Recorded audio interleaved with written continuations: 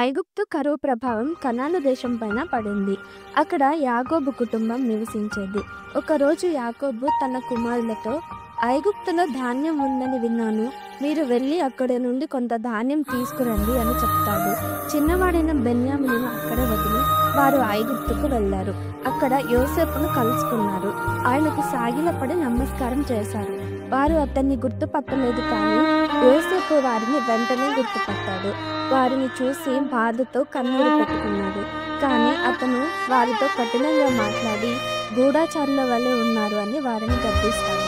మేము నిజాయితీ గలవారము, ఒకే తండ్రి సంతానము, మా తండ్రి దగ్గర చిన్న తమ్ముడు ఉన్నాడు అని ఆయనను వేడుకున్నాడు.